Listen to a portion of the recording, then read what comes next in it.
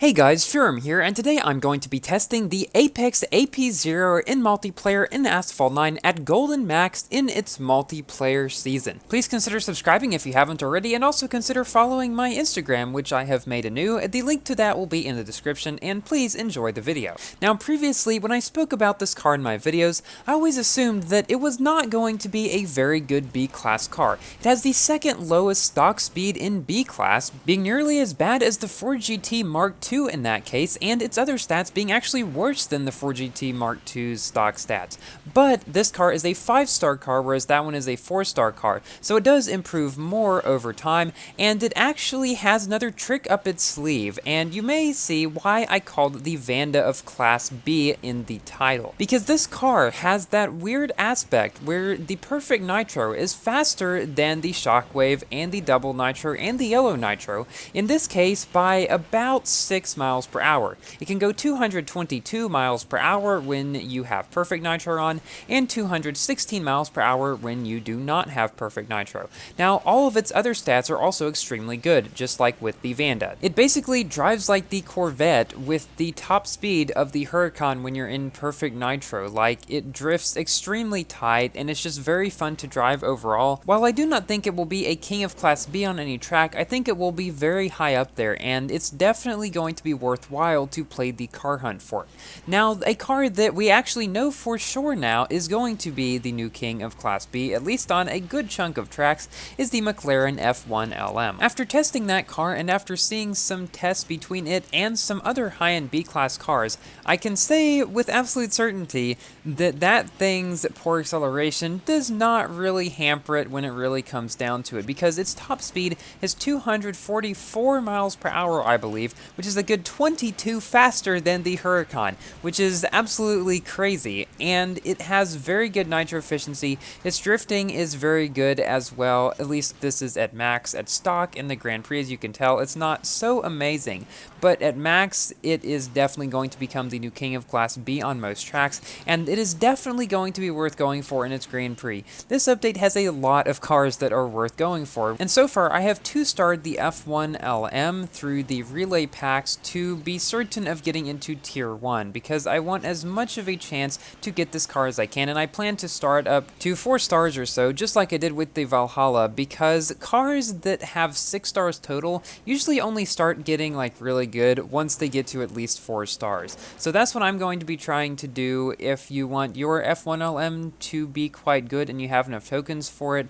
That's also definitely one that's worth spending tokens on. And after seeing how good this car is, I'm very glad that I decided not to go ahead to try to 5-star the Valhalla, which is something that I had considered. But the thing is, that would have used many thousands more of tokens, and then I wouldn't have enough to be able to get the F1 LM at a good star count, so I'm glad I made the decision that I did. Now, I won't really have enough to start the Speedtail much, but the thing is, the Speedtail, while it's pretty good, is probably slightly better than the Zenvo. It sits around there at the top of its class. It's not like a real king of Class S. It's not going to be a killer of any of the top cars. While it will be definitely in the upper portion of Class S, if you have the Rimac or the Esco or the Chiron or the Regera or the Tryon or the Tuatara, like, the Speedtail is probably not going to do much good. And because it is 85 blueprints just to unlock, I mean, most people aren't going to be getting it past a few stars, because I'm pretty sure it requires a ton of more blueprints to star up as well.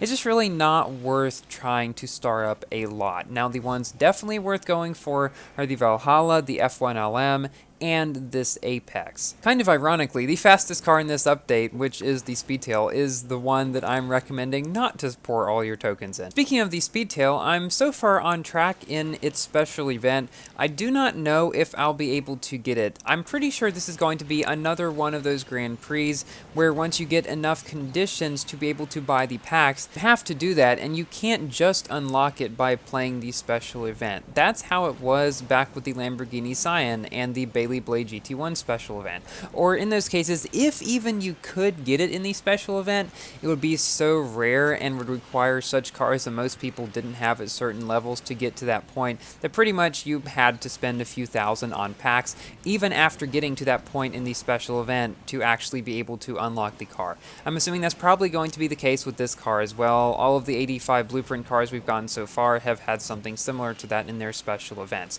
Here RPM Big G passes us very close on that ramp, but I knew that I could probably pass him somewhere up here if I played my cards right, so I went a bit closer to the inside, went a little bit higher on the ramp unintentionally, but that was because he went lower on it.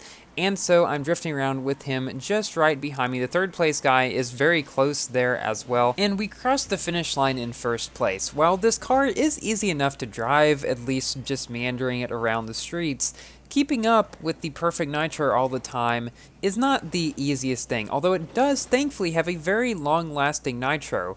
You have to think that it doesn't last as long as it could if it was a normal car that could go that fast, because you can't go as fast for as long with perfect nitro as you could with single nitro. So in some cases it might be a little bit hard to decide, okay, well, if I'm running out of nitro, should I do the brake nitro trick a bit more so I can do perfect nitro for longer, or should I just do single nitro, or after a turn should you use shockwave to get up to speed, or should you just use perfect nitro? It's not too bad after a while, especially if you have driven other cars like this, but that aspect of this car makes it a little bit more difficult to drive very skillfully than just a standard car like the, say, Corvette, for example. But if you can figure out some techniques to get this car at its top speed, its maximum speed most of the time, then this thing is definitely better than the Corvette and better than most B-class cars, honestly. I mean, this car and the F1LM are two of the cars that I have most underestimated,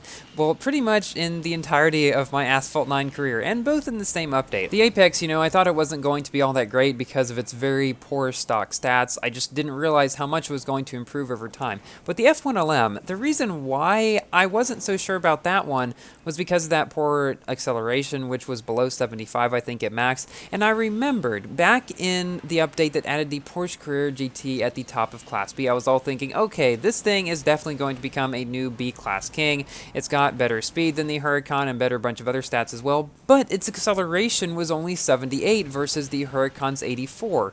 And that, in particular, was what stopped it from becoming a new king of Class B. I think it could beat the Huracan on a few tracks, but most people have just kind of forgot about it at this point. As you can see, it's basically nowhere in multiplayer. That is also due to the fact that it was just too hard to get for what you got out of it, especially it not being as good as we thought it was going to be.